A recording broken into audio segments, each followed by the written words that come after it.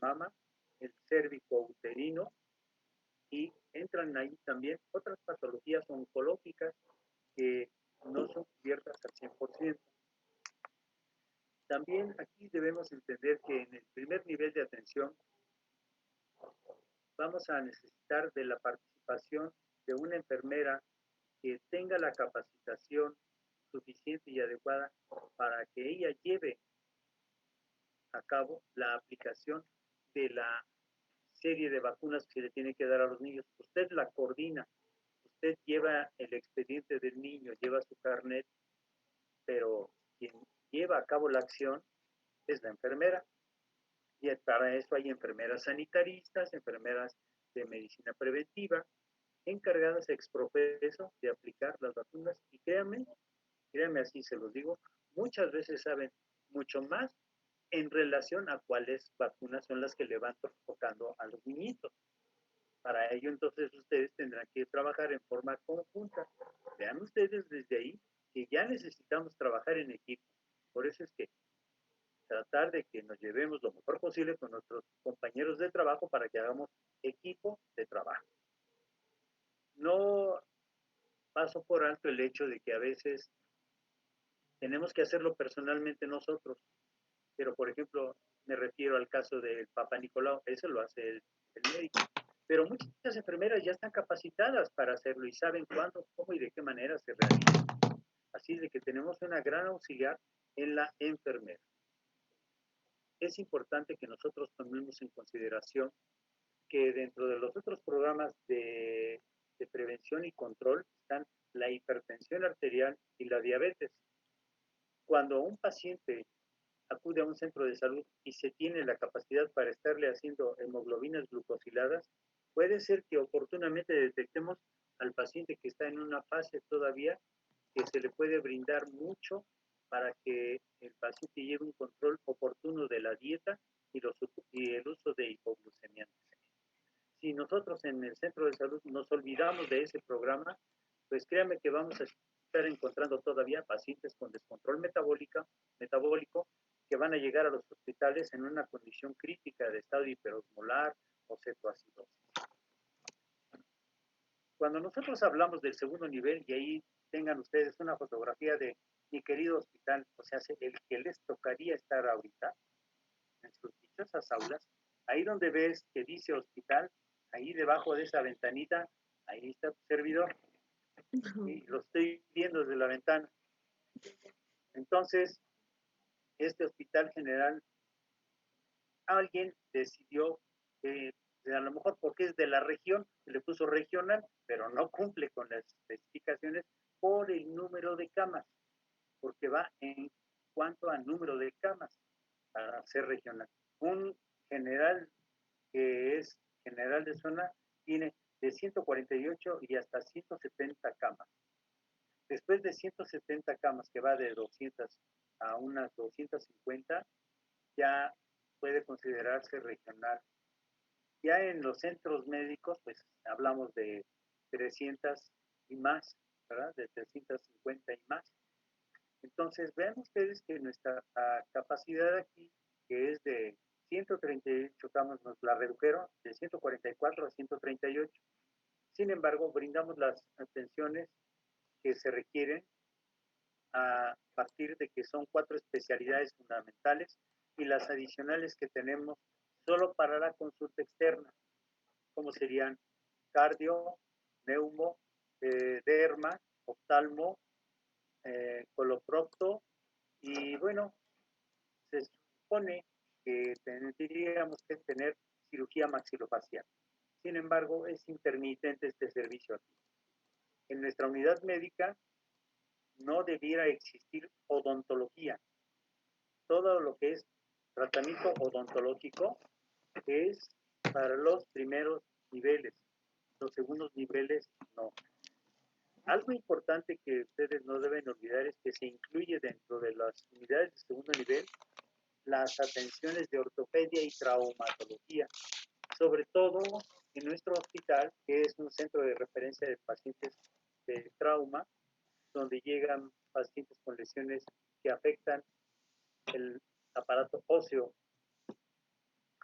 es necesario que ustedes consideren que dentro de estas unidades de segundo nivel vamos a tener la participación, sí, de especialistas, subespecialistas, de enfermeras generales, enfermeras, bueno, auxiliares de enfermería o que llevaron un curso técnico y posttécnico, y hay personal de enfermería con especialidad en diferentes áreas, por ejemplo, de cuidados intensivos que tenemos, o de cunero patológico, o enfermeras eh, que dan atención en obstetricia específicamente para llevar a cabo los programas que se denominan de lactancia materna.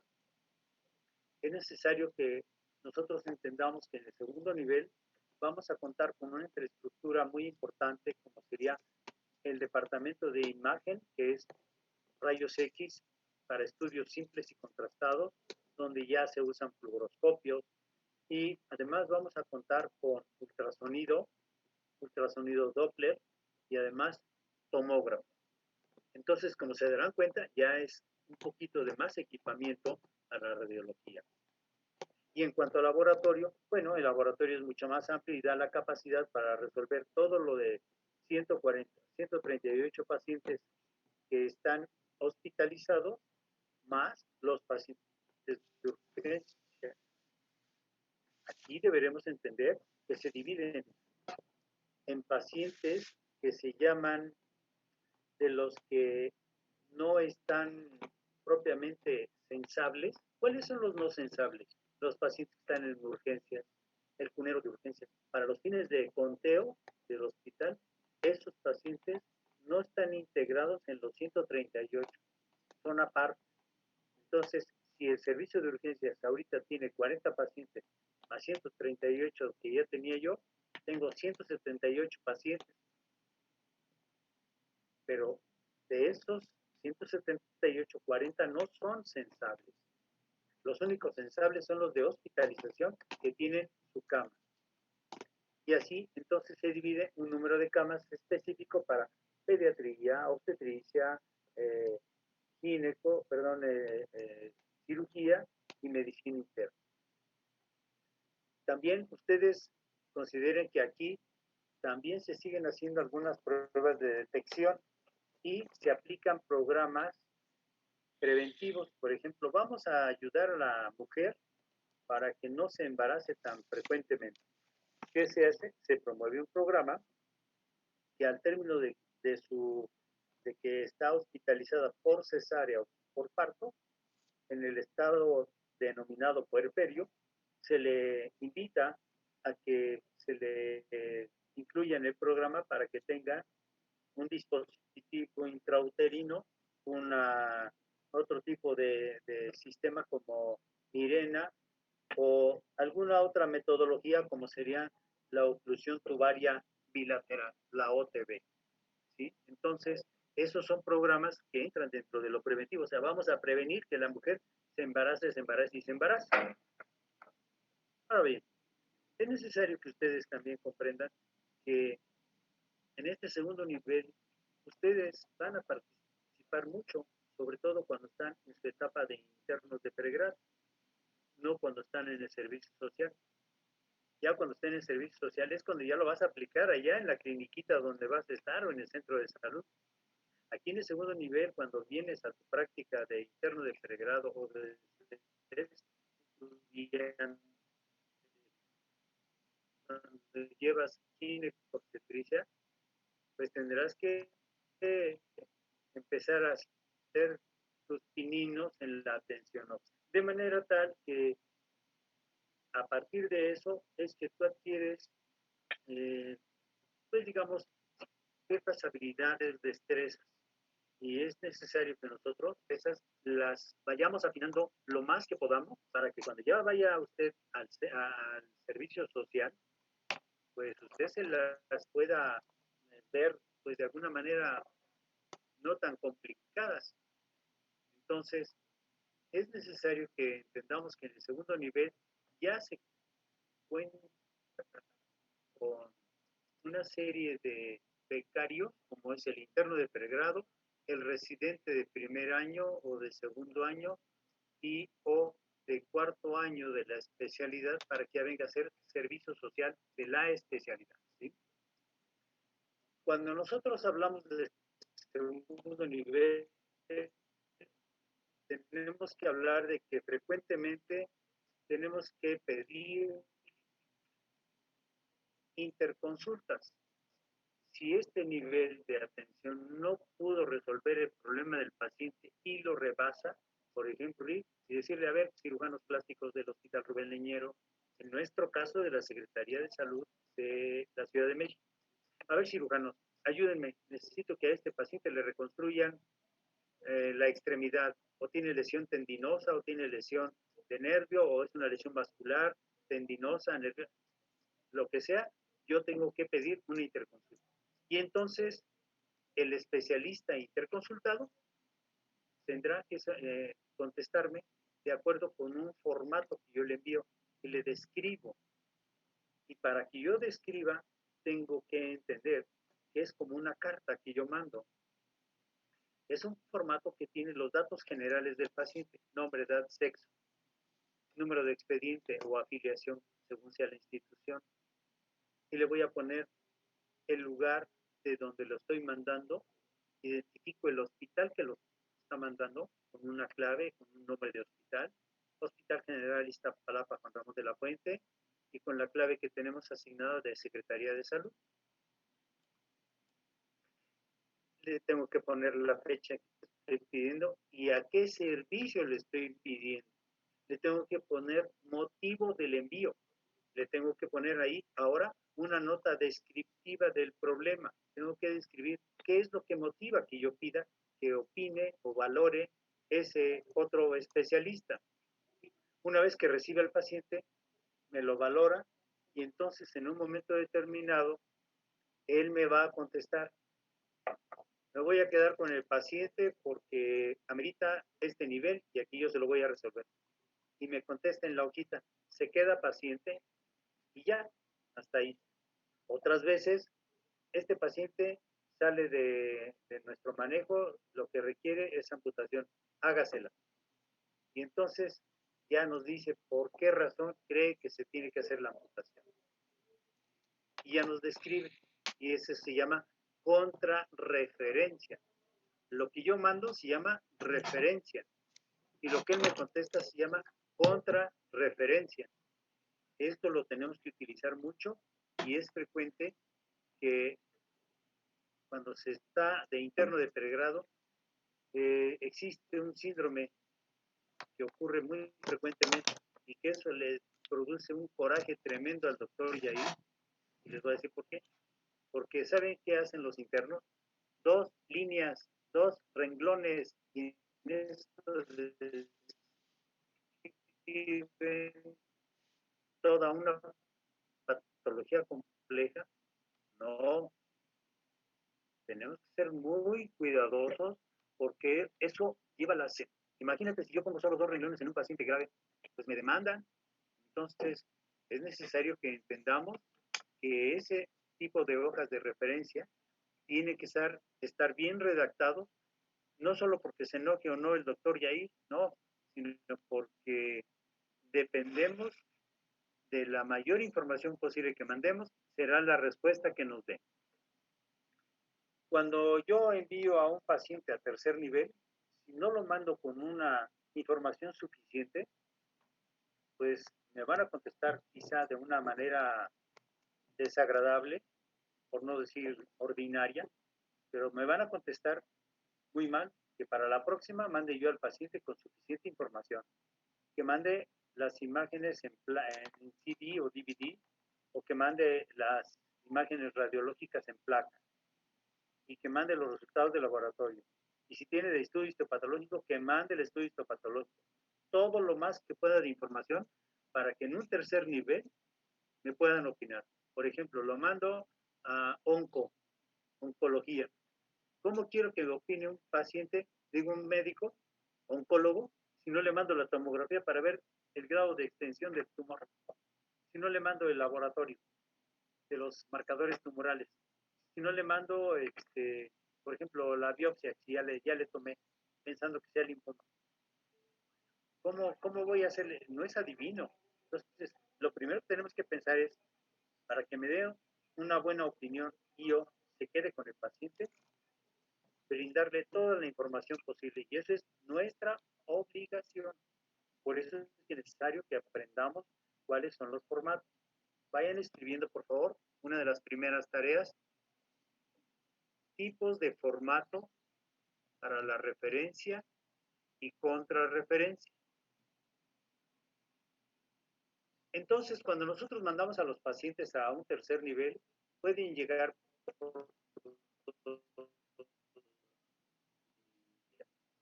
una con carácter urgente por el servicio de urgencia, por su propio pie, a una consulta externa de la especialidad correspondiente, sea, por ejemplo, cirugía de cabeza y cuello, endocrinología, cirugía de tumores mixtos, etcétera.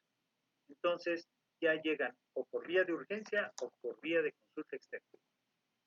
Es necesario que nosotros entendamos que cuando ellos son vistos allá, dependerá mucho de las condiciones y características de la patología para que el paciente en ese momento sea informado si va a ser candidato a continuar su tratamiento con ellos o cuál es la causa por la cual no tendrían para qué estar yendo a esas unidades. Y entonces ahí el paciente y sus familiares tendrán que ser enterados y bajo ese consentimiento informado serán sometidos o no a estudio o tratamiento. Por ejemplo, la estamos mandando por un gran tumor de cuello y le tomamos la biopsia y nos reportan linfoma Hodgkin o no Hodgkin y lo mandamos a tumores mixtos en oncología del Centro Médico Nacional. Lleva la tomografía, lleva el ultrasonido, laboratorio. Y dicen, ok, ya se queda con nosotros. Y le explican al paciente, pues le vamos a empezar por dar quimioterapia. Si le explican qué es quimioterapia y le dicen cuáles son los efectos secundarios, el paciente es probable que diga, ah, sí, pues adelante, ¿cómo va? Es mi salud y es mi vida, ¿no? Pero si no le explica, bueno, pásele ahí al otro consultorio de allá y ahorita ya le están programando su quimioterapia. ¿De qué me está hablando? ¿De qué quimioterapia me habla? Pues sí, la que le tenemos que poner. No, señor, pero usted nunca me preguntó si yo quería o no quería. ¿Qué tal si me muero con el medicamento ese? ¿Y qué tal si se me cae el pelo? Sí, se le va a caer el pelo. Es que nunca me dijo. Si se da cuenta, todo debe ser explicado. Para que usted pueda tener éxito en su consulta, primero, segundo, tercer nivel, la clave está, tenga una buena relación médico-paciente. Y todo empieza con un buenos días, buenas tardes. Con eso empieza todo. Y hola, soy el doctor José Manuel Mendoza. Pase usted, ¿en qué le puedo servir? No le tengo que decir, soy cirujano, soy oncólogo, no, porque ya sabemos a qué servicio acudió y ya sabe la persona. Entonces, ¿a qué viene? ¿Por qué está aquí? ¿Qué quiere? Cuando usted se pone así, ¿qué cree que va a pasar del otro lado? O es el paciente o es su familiar, que le va a decir, oiga, yo no vine a que me maltratara, usted haría lo mismo, ¿eh? Usted haría exactamente lo mismo. Diría, oiga, está usted enojado y ya desde ahí la relación médico-paciente se perdió. ¿Por qué hago énfasis en esto? Como ustedes ven en esta diapositiva, dice, los institutos nacionales de salud son la gran mayoría concentrados en la Ciudad de México. Y ahí tenemos el Instituto Salvador Subirán, el Instituto Nacional de la Nutrición, ahí tenemos el Instituto Nacional de Cancerología, los institutos de psiquiatría, y ahí tenemos otros hospitales de tercer nivel como GA González, y así sucesivamente. Pero ¿qué pasa? Usted llegue de primera instancia al Instituto Nacional de la Nutrición y créame que es decepcionante ver cómo una persona que llega con un dolor, con un X, con la esperanza de ser atendido, es a veces rechazado o menospreciado o de alguna manera subestimada su patología. Se le da una cita a ella para ver cuándo se les ocurre, ¿no? 3, 4, 6 meses. Es decir, no siempre se encuentra lo que uno esperaba en un hospital de alta especialidad.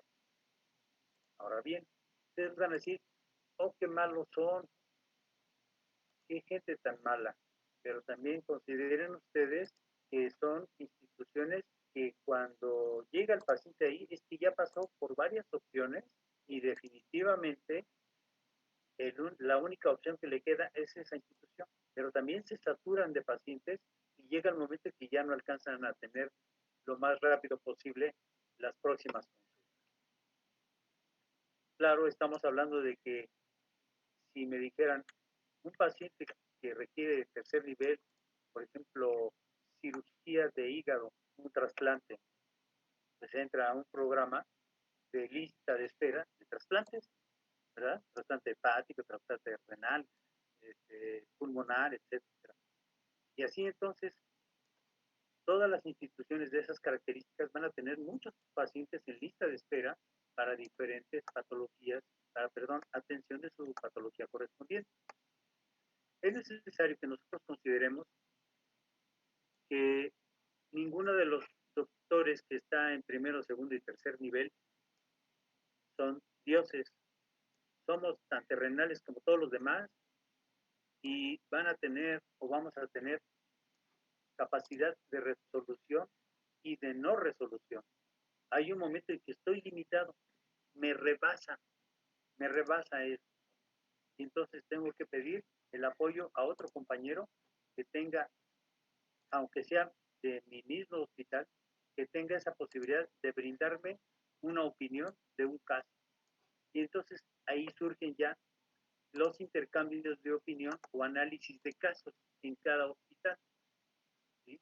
Entonces es como cuando tú, oye mamá, ¿cómo se me ve mejor este vestido? Mire, yo pensé en este rosita, pero tu mamá te dice, no, es que mira, si lo combinas con un azulito te va a ver mejor.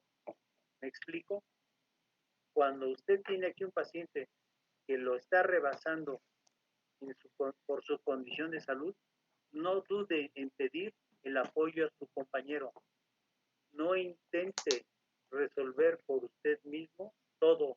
Recuerde que todos tenemos un límite y cuando nos rebasa podemos cometer errores. Ahora bien, es importante que usted considere que dentro de las atenciones en salud que se brindan en todo el país, hay estados de la República que tienen un mayor presupuesto. Y así, por ejemplo, las ciudades grandes, México, Monterrey, Guadalajara, otras ciudades, por ejemplo, eh, ahora, digamos, hacia el sureste, podríamos considerar que a lo mejor en Tabasco, en Chiapas, pudiera ser que estén ahí, pues digamos, con un buen equipamiento. Sin embargo, siguen padeciendo de una serie de situaciones que son, por ejemplo, no tengo sábanas o no tengo medicamentos o el quirófano está dañado o X. Entonces, son situaciones que en ocasiones nos llevan a que la Secretaría de Salud tenga convenios con instituciones no gubernamentales llamadas ONG y que estas, por ejemplo, una fundación muy importante que ayuda es la de Carlos Slim. Así entonces vemos que hay unos apoyos, por ejemplo, uno de ellos es Centro Banamex ahorita, atención médica de pacientes COVID, Centro Banamex. Y como ese, habrá otros que te podrán brindar el apoyo con equipos y esta fundación, por ejemplo, ha ayudado mucho a este hospital con diferentes tipos de equipamiento, de lo cual pues debemos ser agradecidos, ¿verdad? Y saberlo utilizar correctamente. Sin embargo, hoy por hoy se supone que debiéramos salir adelante en base a lo que fue el Seguro Popular, ahora INSABI. Sin embargo, no ha quedado todavía este digamos, especie de programa de atención médica, pues no ha quedado del todo bien establecido ni cómo va a funcionar, ni en realidad si tiene el presupuesto suficiente. Es necesario que entendamos que mucha de la población que se atiende en Secretaría de Salud o en IMSS o ISSSTE o Fuerzas Armadas, Pemex, Marina, etcétera. Hola, permítanme. Sí, es importante que entendamos que mucha de esa gente, por el tipo de trabajo que tiene, puede contar con un seguro que se denomina seguro de gastos médicos. Y hay quienes tienen un seguro de gastos médicos limitado y otro, pues digamos, de cartera más amplia. Antes había de los seguros de gastos médicos mayores ilimitados. Actualmente ya no existen de esos ilimitados. Ya todos tienen un límite en la cantidad de cobertura. Pero a eso se les van a denominar gastos de bolsillo, es decir, una parte, un porcentaje de deducible le pagas de tu bolsillo. O cuando vas a la priva y que no tienes ningún seguro de gastos médicos, el, el médico te dice, bueno, pues son 1,500, 1,800 o 1,000 pesos, lo que sea, ¿no? Lo que cobra y tú los pagas. Eso se llama gasto de bolsillo. En México, en las condiciones actuales que tenemos como consecuencia de la pandemia, no tenemos la posibilidad de estar haciendo gastos de bolsillo. ¿Por qué? Pues porque mucha gente se quedó sin empleo. Pero digamos que aquellos que sí lo tienen, pues sí, tendrán que pagar su consulta, pagar algunos estudios y a veces comprar sus medicamentos porque no los hay en las instituciones como el Seguro Social, ISSSTE, etcétera. Entonces, es conveniente que nosotros entendamos que este tipo de pacientes van a ser, pues, de alguna manera beneficiados cuando tienen un seguro que les cubre prácticamente todo, ¿verdad? En este caso, un seguro social o un ISSSTE. Pero si se fijan, es una población muy limitada porque para que tengas seguro social tienes que ser trabajador de una institución o empresa que te tenga con un número de afiliación, ¿sí? Si no, no tienes derecho, no te reciban. El ISSSTE es igual. El ISSSTE es exclusivamente una institución de seguridad social para los trabajadores al servicio del Estado. En este caso hablamos gobernación, la, las empresas que, bueno, no empresas, las secretarías de la función pública, del SAT, de Hacienda, todos estos, ¿no? Entonces, van a ser secretarías que van a tener afiliados para Secretaría de Salud de la Ciudad de México. Mi servicio médico está dado por el ISSSTE. Mis cotizaciones son para el ISSSTE. Entonces, vean ustedes que cada una de las instituciones tiene un sistema de organización en lo económico, en lo administrativo y en lo social. Es necesario que entendamos que, por ejemplo, los servicios médicos que brindan las Fuerzas Armadas solo es para su población que tiene en el Ejército, en la Marina, en Pemex, pues para los trabajadores de Pemex y sus familiares. Es decir, cada una de estas instituciones tiene su propia población. En nuestro caso, que somos Secretaría de Salud, pues no tenemos un grupo de personas limitado. Nosotros somos de puerta abierta y llega el paciente, tenga ISSSTE, tenga seguro, tenga lo que tenga, si es una situación de urgencia, se le tiene que brindar. No se la podemos negar. Tiene que entrar el paciente aquí. Entonces, ya una vez que está ingresado, de acuerdo con la patología, le resolvemos la urgencia y el paciente decide, ¿quiere continuar con nosotros o se va a su institución? O si su situación es crítica y no puede decidir porque está bajo un apoyo en cuidados intensivos, tendrá que ser su familia quien vaya y solicite al Seguro Social o al ISSSTE que lo venga a ver aquí un médico para que vea las condiciones y vea si ellos se lo pueden llevar o no para su atención. Vean ustedes cómo tenemos que tener una comunicación entre instituciones para brindar este tipo de atención médica. Es necesario, como ustedes observan, toda condición médica de la instalación súbita que pone en riesgo la vida, o sea, alguien que por alguna razón sufre un traumatismo craneoencefálico, una lesión por policía de armas de fuego, o que fue agredido por terceras personas que produjo una lesión penetrante con un instrumento punzocortante. ¿Qué? ¿Leche? No, ¿verdad? Ah, bueno, entonces, instrumentos punzocortantes. Y entonces, cuando un paciente tiene en riesgo su vida, un infarto mismo, una caída de X altura, etcétera, todo ello implica que llegue a la unidad que sea, no importa, y el servicio de urgencias se tiene que brindar. Primero está la vida del paciente.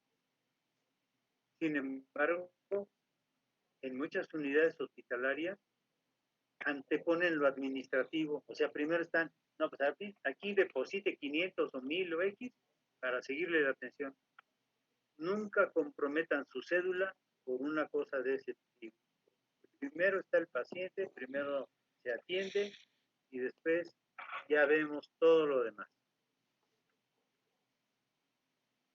Como ustedes saben, ya se los dije hace ratito, si toda persona tiene derecho a recibir una atención médica de urgencias o una atención de realización, bueno, no basta con que la reciba, tiene que ser con la mejor atención y calidad. Porque imaginen ustedes que, pásele ahí, siéntese ahí, espérenme, ahorita la vengo a ver. No, no, no, no, no podemos ser así. Tenemos que ser de alguna manera respetuosos de las personas. Y para esto estaríamos hablando de que tenemos que atender a los valores de ética profesional que se incluyen dentro de la bioética del médico. Y estos son principios y valores que debemos llevar siempre, más allá de la idea del juramento hipocrático, ¿eh? Porque eso puede quedar en letra y en letra muerta. No, aquí usted deberá ponerse las pilas y decir, hoy le duele a él, pero mañana puedo ser yo, mañana puedo ser yo el paciente, así me gustaría que me trataran. ¿Sí? Entonces, es necesario que nosotros seamos respetuosos y de esa manera atender al público que por la necesidad en ese momento está acudiendo al servicio de urgencias y que dependiendo del estado que tenga, será lo que voy a tratar de hacer por él hasta sacarlo adelante. Cuando nosotros vemos, ya estando laborando en el hospital, nos vamos a dar cuenta que frecuentemente hay personas que vienen por una condición de urgencia real, una urgencia sentida.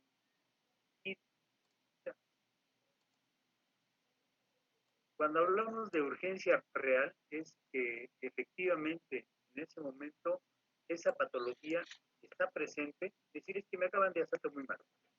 Es una urgencia real. Y cuando hablamos de una urgencia sentida es porque, oiga, vengo porque fíjese que creo que me siento mal, no sé exactamente qué tenga, pero me siento mal. Es lo que el paciente manifiesta y dice tener en ese momento. Sin embargo, nosotros estamos obligados a ver si realmente es una patología. Es importante que nosotros consideremos que muchas veces esos pacientes pueden ser subestimados. Y llega el paciente quejumbroso y todo. Y, oiga, doctor, atiéndame, mire, me duele mucho la espalda. Bueno, ¿qué no se da cuenta? Si llega usted caminando y todo, ¿qué no está viendo aquel paciente que se está revolcando del dolor? Que mire que tiene una enfermedad vesicular aguda. Mire, atiéndame, por favor, es que me duele demasiado la espalda, ya no puedo más. Vaya y siéntese, ahorita lo atiendo. Regresa 10 minutos más tarde, el paciente está muerto. porque nunca tuvo la atención de voltear a ver siquiera de qué se trataba, y el paciente traía una lesión que le produjeron por un proyectil de arma de fuego y que le dejó una lesión penetrante de tórax con un hemoneumotórax y el paciente murió. Nunca subestime las urgencias. Así sea usted que diga, ya viene la que siempre viene por su tableta de diazepam. No, no subestime, porque se puede usted llevar la gran sorpresa de su vida y el día de mañana ahí terminó su carrera. Una demanda de esas lo puede llevar a estar en un reclusorio. Tenga mucho cuidado. Tanto trabajo que le cuesta estudiar para que termine en un reclusorio, pues imaginen, ¿no? ¿Quién de nosotros va a querer que le pase eso? Es importante que nosotros podamos atender a un paciente de urgencia y particularmente puede ser en primer nivel, en segundo nivel y en tercer nivel. Aquí aplicamos el criterio denominado, o sea, clasificar las patologías por las cuales llega un paciente. Y entonces en ese triage decidimos si el paciente pasa a una consulta habitual de urgencias, se atiende en trauma choque, o se pasa directo a observación, o se pasa directo a el quirófano, o pasa directo a la unidad de cuidados intensivos, o se envía por vía helicóptero, o sea, ambulancia aérea, se envía directo a la unidad de atención de infarto con protocolo de infarto. Si se dan cuenta ustedes, tenemos que saber priorizar las urgencias, qué es primero y qué es después. No todo es una urgencia que se tenga que atender el mismo día y en el mismo rato. Hay condiciones que tienen que ser valoradas. ¿Vale? Ahora bien, nosotros tenemos para el caso particular de las urgencias con triage y clasificación de pacientes, todos aquellos casos en los cuales el paciente estuvo en un lugar de una situación crítica. Ejemplo, estaban las personas haciendo una instalación de gas y súbitamente un chispazo hizo que explotaran los cilindros y se vieron involucradas 10 personas. Unas porque estaban ahí directamente trabajando con los cilindros de gas y otros que eran los aledaños, el vecino de junto, que iba pasando por ahí y que bueno, todos se vieron implicados. Usted tiene un límite para poder atender, se le satura sus servicios de urgencias y ya lo rebasó. De manera tal que cuando llega al servicio de urgencias, lo primero es ver cuál es el paciente prioridad y en base a eso usted empieza a atender a todos los demás. Mire, es que vengo con quemaduras de mis brazos. Sí, pero otro tiene quemadura de la cara y vía aérea. No, pues primero de la cara y la vía aérea. No, el otro es que fue con la onda expansiva, lo lanzó y quedó, se produjo un traumatismo de tórax, del dorso y del cráneo. No, pues tiene ese. Y así sucesivamente. Entonces vea usted que tendremos que contar con un grupo de médicos que tengan la capacidad de clasificar, denominados urgenciólogos. ¿Sí? Por eso existe la especialidad de urgencias médicas. De manera tal que ellos son los que priorizan y en base a eso le dicen a los demás, oye, a ver, cirujano, mira, llegó este paciente que casi se le amputa aquí la extremidad, bien y valora, a ver, traumatólogo, este paciente X, y así sucesivamente.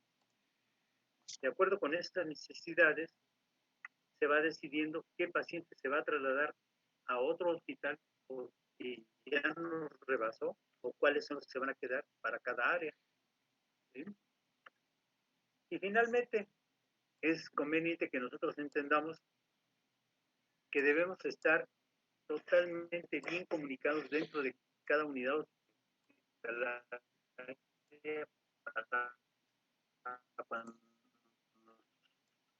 ocurra una situación de urgencia de esta índole, de inmediato al jefe de la guardia o al asistente de dirección o al propio director para decirle, nos rebasa esto, y el director tendrá que hacer acto de presencia para que dirijan las acciones, auxiliado por otro tipo de personal, y entonces en forma coordinada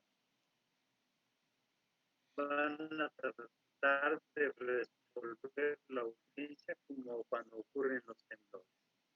Es así que nosotros debemos tener social para que ellas se encarguen de los enlaces. A ver, señorita, pídame una aceptación de paciente en el hospital X porque necesito terapia intensiva para este paciente y ya les describe que, pues déme la hojita, estos son los diagnósticos, pídala ahorita, estamos en urgencia. Y va y pide, y para eso se encarga el trabajo social de los enlaces. Otro se encargará de estar tecleando las notas, otro de estar haciendo la atención directa con el paciente y así sucesivamente. Una vez más, trabajo en equipo. Es necesario que nosotros entendamos que no todo se va a, en esos momentos de urgencia, no todo va a ser como cuando normalmente tenemos que hacer las cosas. Si todos los días, sin haber situaciones de urgencia, pedimos organizadamente con todos los documentos, llegarán momentos en los cuales tenemos que ser rápidos y precisos para lo que tenemos que estar haciendo. Tomar las decisiones correctas para que el paciente no se muera. Es importante no perder tiempo. Y ahí es cuando ustedes, cuando estén de internos de pregrado, se van a dar cuenta que la primera medida es, si no le sabes, mejor hazte a un ladito y a ver, dime qué te ayudo. Ah, llénate los formatos de solicitudes de rayos de laboratorio. Ya ayudaste con eso. Y los que sí le saben, se van directamente con el paciente. Es necesario que nosotros entendamos que los niveles de atención siempre van a existir y gracias a ello es que podemos llevar a cabo nuestro trabajo. Si nosotros creemos que podemos hacerlo solo todo, no. Recuerden la participación de nuestros demás compañeros, enfermeras, camilleros, técnicos de rayos X, personal de laboratorio, y de ahí consideren ustedes que mucho de lo que nosotros hagamos sí requiere que tengamos conocimiento, pero también que seamos sensibles al dolor de las personas, que si la persona tiene una patología, o algo está ahí con nosotros. No creo que esté nada más por querer ir a saludarnos. Entonces, aunque estén en terceros niveles, no actúen como muchos médicos que he visto, que te miran por arriba del hombro como que ya no los merece ni el piso, ¿verdad? No. Primero, pongámonos en los zapatos del paciente y comprendamos que está por su dolor, por su estado de salud deficiente. ¿Preguntas?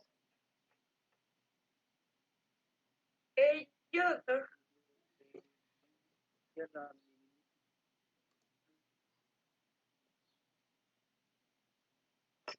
¿Nadie? Yo, en cuanto a la clasificación por número de camas, ¿cómo es? Bien, la clasificación de número de camas la establece la propia Secretaría de Salud y las instituciones, por ejemplo. El Seguro Social tiene establecido, de acuerdo con la Secretaría de Salud, cuántas camas le van a corresponder a un hospital general de zona.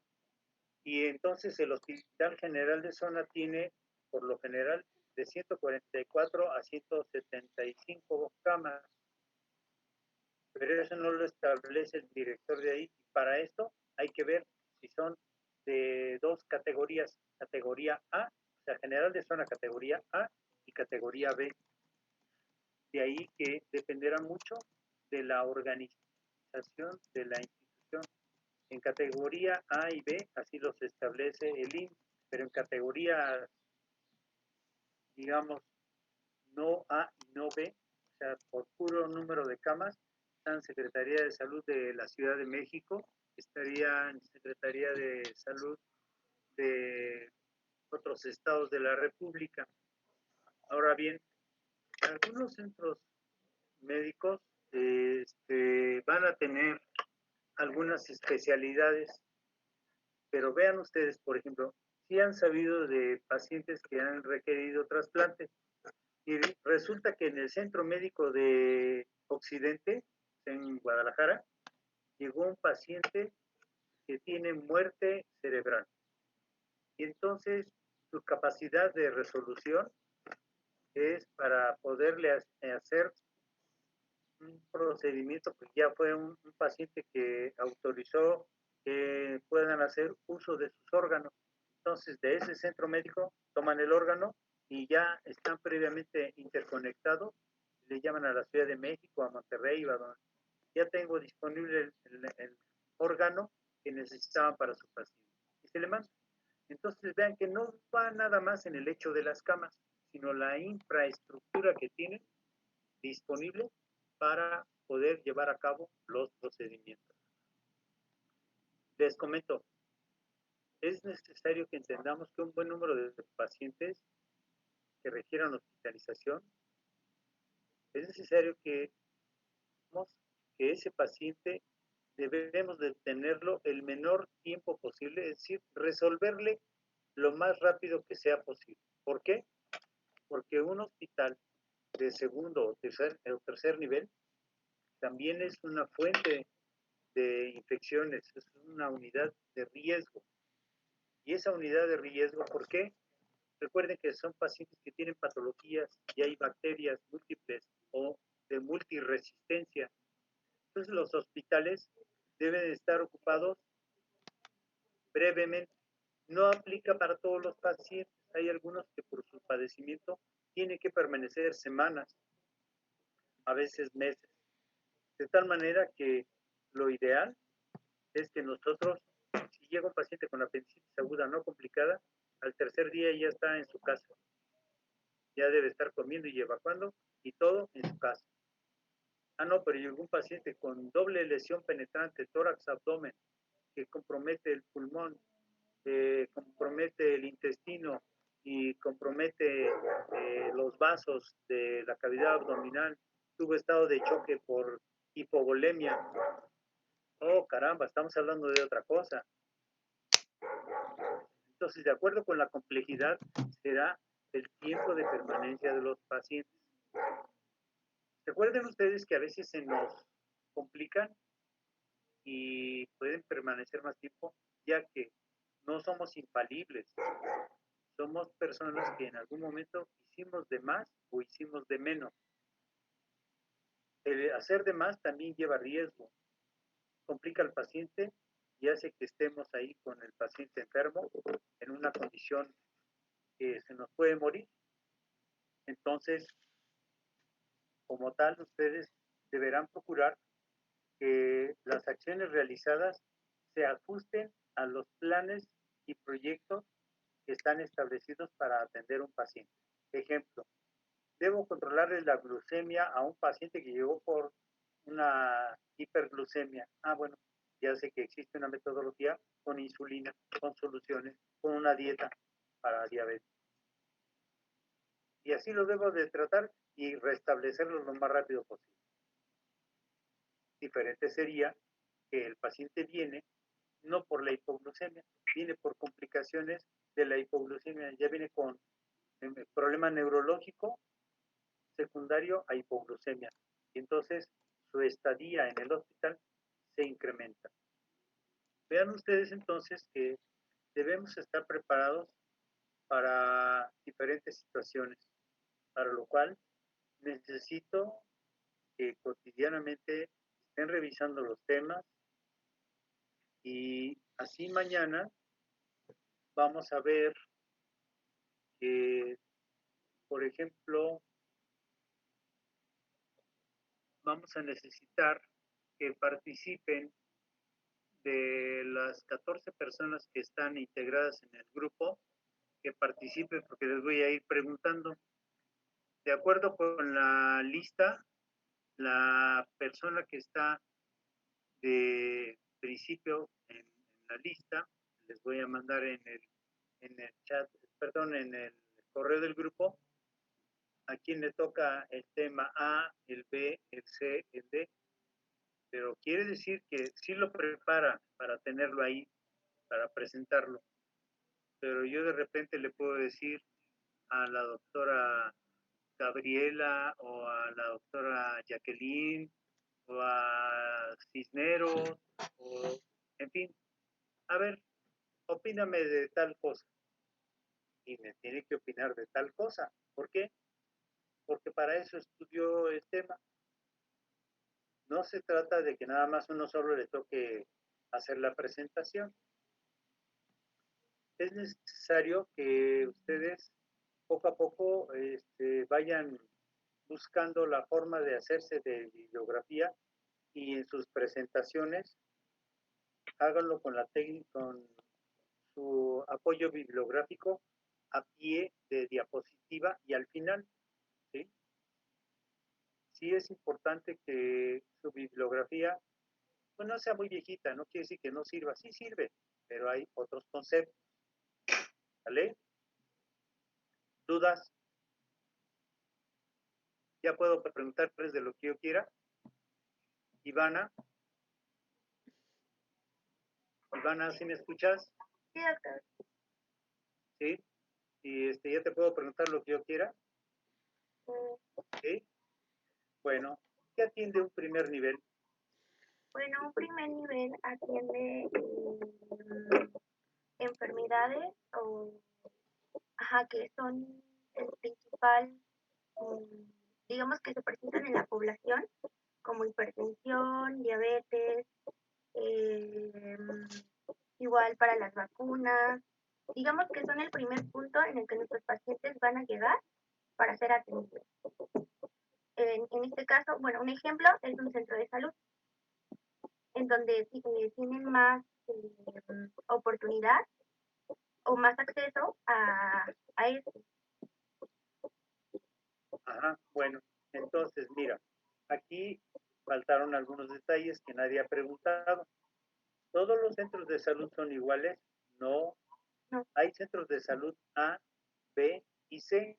Y los centros de salud se organizan de manera tal que la letra que tienen dependerá del sitio donde están ubicados.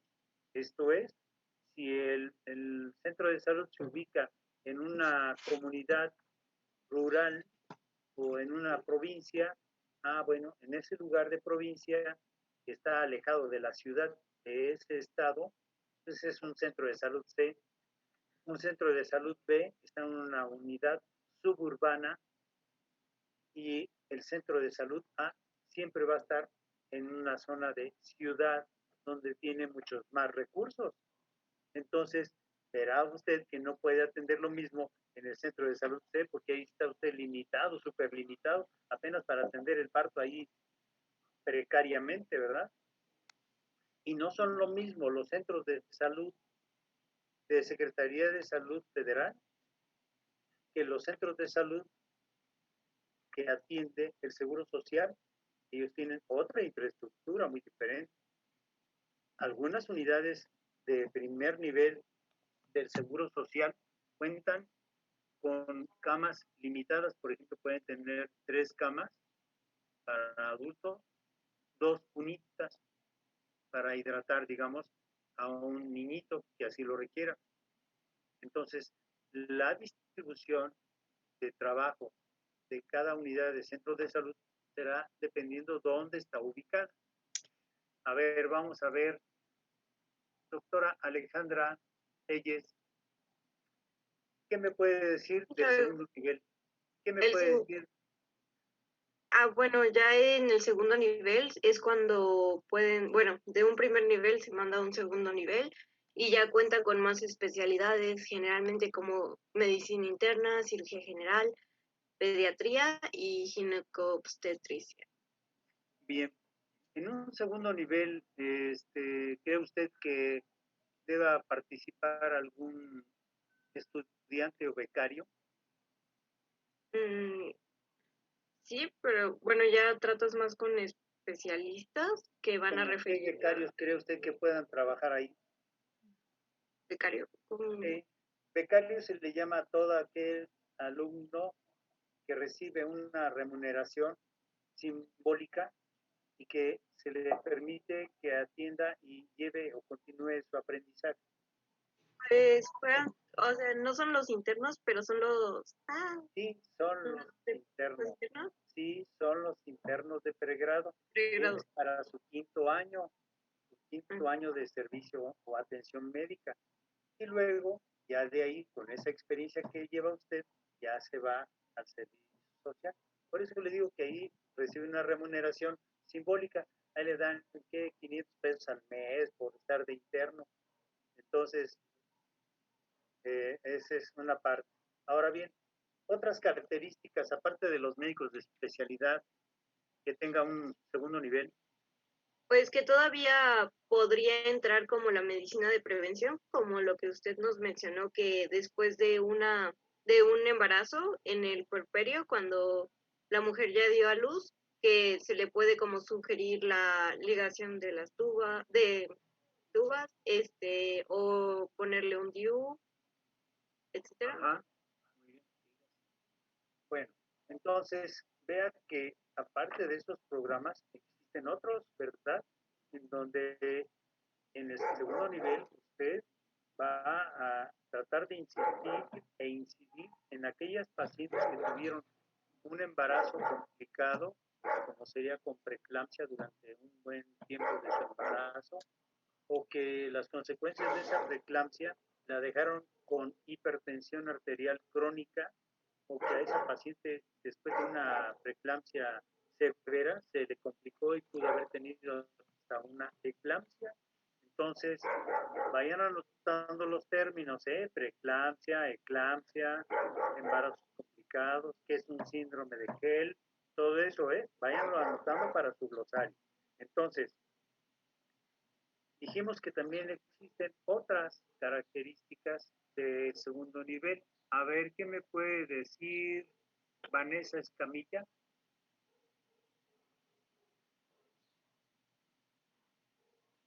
Vanessa.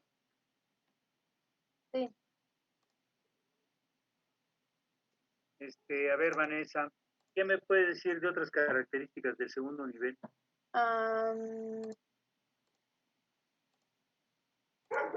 ¿Nada? ¿Qué más dijimos?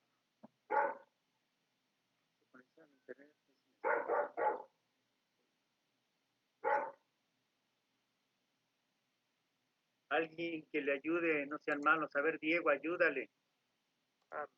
Bueno, claro.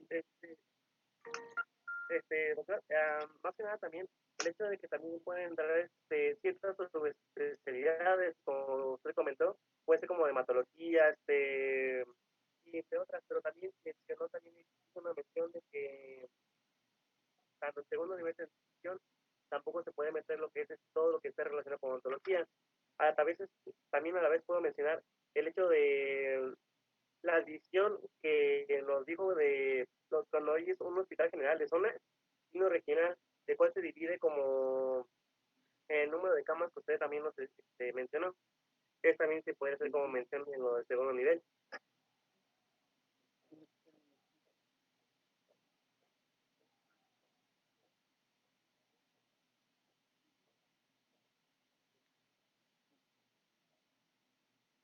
Entonces, dijimos también que una característica es que el segundo nivel tiene la capacidad para poder resolver urgencias a veces muy complejas y que aquí se van a atender, por ejemplo, patologías como en este hospital, patologías de trauma que, por ejemplo, el Hospital General de México no atiende nada de trauma, nada, cero trauma atiende.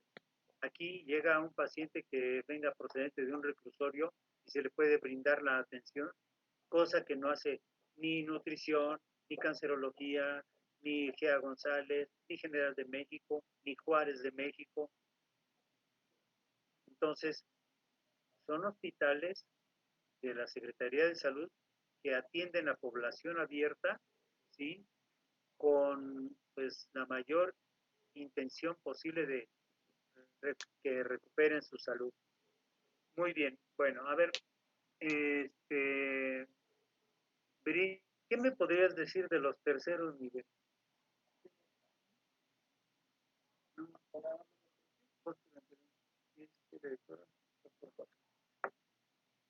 A ver, Bris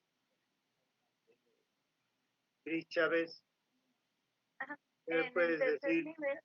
En el tercer nivel se atienden enfermedades complejas en las que requieren una alta ¿Con lo cual te especialidad. imaginas? Como me había mencionado, los trasplantes de algún órgano. Digamos, trasplantes, sí. Alguna, bueno, por ejemplo, me imagino en sus especialidades, una neurocirugía. Con la neurocirugía. ¿Qué más? En estas, bueno, decía que requerían alta tecnología. El tratamiento, bueno, usualmente es más, supongo, quirúrgico. Y se Pensando atiende porque los tratamientos ahí son mucho más costosos, ¿verdad?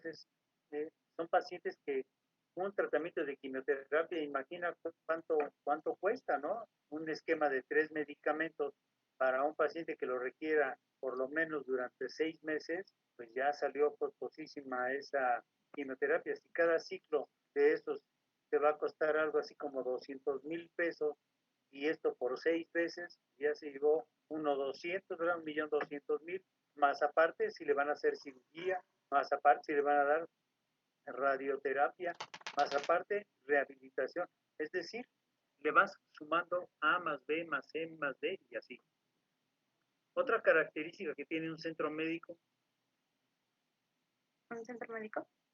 Sí, un tercer nivel.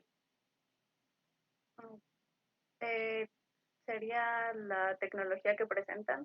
Requieren de equipos más especializados. ¿Cómo qué? A ver, te imaginas. ¿Cómo qué te imaginarías tú de tecnología?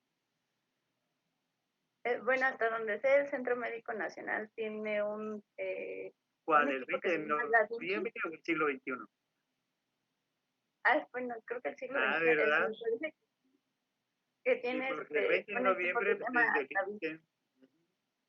Ajá, bueno, ahí en el siglo XXI, ¿qué? A ver, ¿cómo qué? Bueno, sé que tienen un robot que se llama Da Vinci que hace cirugías como más delicadas y más Ayuda finas. a operar, el que lo controla es un ser humano que es cirujano y ya llevó una capacitación para usar el Da Vinci, pero el que dice qué, cómo y cuándo es el cirujano, porque has de saber que para que esto se lleve a cabo, él tiene que estar pegado en un monitor. Cuando él despega su cabeza, su frente, su zona frontal de donde está el sensor, el monitor se queda inutilizado, no mueve nada, en absoluto. Está coordinado que el cirujano, al momento que tiene el sensor en su frente pegadito ahí, es donde tiene los controles de todo. Entonces no puede ser solito el robotín. Y por otro lado, tiene tecnología tal como, por ejemplo, tomografía helicoidal, cosa que no se tiene en todos los demás. Tiene la endoscopía o la metodología endoscópica más avanzada, incluida con ultrasonido transendoscópico, o por ejemplo tiene un lugar para hacer gammagrafía, o sea, medicina nuclear, cosa que no está en todas las unidades de segundo nivel, nada más en los terceros niveles, ¿verdad? Entonces, vean cómo sí tiene sus grandes diferencias y para ello entonces, ¿qué requiere? Médicos especializados en ello, ¿vale? Bueno, Me surgió una duda. Entonces, por ejemplo, un hospital enfocado en traumatología y ortopedia sigue siendo de segundo nivel. el hospital dedicado a traumatología y ortopedia que tiene el IMSS, Magdalena Salinas y Lomas Verdes, entran en los hospitales regionales por el número de camas y por las especialidades, pero sin embargo tiene medicina interna porque un traumatizado puede ser diabético y va a requerir un internista. Tiene cuidados intensivos avanzados y tiene unidades de cuidados intensivos, digamos, de terapia intermedia, pero también tiene neurocirujanos, tiene neurólogos, tiene rehabilitadores, tiene enfermeras especializadas en trauma, tiene cirujanos no solo de ortopedia y trauma, tiene cirujanos generales, especialistas solo en cirugía de urgencia traumatológica. Y así verán que, aunque sea de trauma, pero tiene de otras especialidades, ¿sí? Entonces, los hospitales de trauma que tiene la institución, en este caso Secretaría de Salud, son Hospital General Iztapalapa, el Ajusco Medio, el Hospital Balbuena, Hospital La Villa, el Hospital de Joco, tenemos el Enrique Cabrera, es decir, son hospitales que en el pasado, hace muchas décadas, le llamaban hospitales de sangre. No, pues, entra todo lo que llega traumatológico de la ciudad, ahí mero. Y no le puedes decir que no, ¿eh? Allí llega porque llega. A ver, vamos a ver. Para mañana vamos a tener lo que es relación médico-paciente, vamos a tener la referencia y contrarreferencia. Entonces vamos a mandar los temas para que los revisen todos y al final de la clase, uno de ustedes, yo le voy a decir, a ver, doctor Javier Santos, usted va a hacer un collage de toda la clase y va a tener que ir haciendo los apuntes necesarios en el curso de la clase para que al final haga el collage. ¿Sale? Les voy a mandar al correo de ustedes lo del libro que les dije y otras cosas de información. Traten de preparar lo mejor posible sus temas para que tengamos el apoyo bibliográfico suficiente y adecuado. Espero que mañana, para que no tengamos que batallar tanto, empecemos a las 8 para que sea menos traumático, porque ya sé que les produjo un trauma psicológico el haberse levantado tan temprano. Bueno, ya mañana a las 8. Espero que aquí el servicio de internet no me vaya a jugar una mala pasada y que podamos trabajar. Entonces, mañana estaremos en comunicación. Le encargo a David y a la doctora Rufino, por favor, comuníquense con los doctores para que vayan estableciendo cómo van a trabajar. Mándenme una información por WhatsApp, ¿sale? ¿Sí, doctora Rufino? Sí, doctor. Sí, doctor. ¿Sí? Ya me comuniqué con el de imagen Sí. y me dio un horario de 8 a 9, los lunes y miércoles. Digo, de 9 a 10, sí. perdón. 9 a 10, sí, pues cómo, pues nos va a quitar la oportunidad. Entonces, ¿lunes y qué? Los lunes y miércoles de 9 a 10 con el de imagen. Ok, bueno, entonces para ajustarme yo también ahí a ese horario. Vale, espero que mañana podamos trabajar y si algún día tenemos necesidad, pues vamos a concertar que sea una tarde que no les afecte, ¿sale? Para que no tengan problema. ¿Alguno de ustedes trabaja o no trabaja? ¿No? Ay, ya ni siquiera van ahí con los de Alsea, o sea, Italianis, Chili's, Starbucks, ninguno es barista ni nada. En un negocio familiar. Por eso, ¿no trabaja nadie más en algo? Sí, doc. ¿No? ¿Sí? Sí, yo sí. ¿Dónde? En un taller. En un taller. Sí. Ah, bueno, ¿dónde llevo mi coche o taller de qué es? De acero inoxidable. ¿De qué? Acero inoxidable. Ah, de acero inoxidable. Oh, Ajá, ya de sé. mueble. Sí. Ahí voy a mandar a hacer mis barandales. Algo así, así es. No, sí, entonces ya sé a dónde voy a mandar. Bueno, muy bien, entonces, todas las mañanas de preferencia, vamos a tratar de que participemos todos para que no se me duerman. Háganse llegar un café ahí para que lo tengan a la mano o un té, lo que prefieran, para que no tengan problemas. ¿Alguien es repetidor de la materia? ¿Nadie? Bueno, entonces quiero entender que todos estamos en la misma frecuencia y para mañana espero que tengamos una participación más activa. ¿Sale? ¿Quedamos? Sí, está bien, doctor. Estamos en comunicación, entonces estaremos por ahí llamándonos o mandándonos mensaje. Gracias, excelente día, cuídense. Gracias Bye. igualmente, doctor. Igualmente, gracias.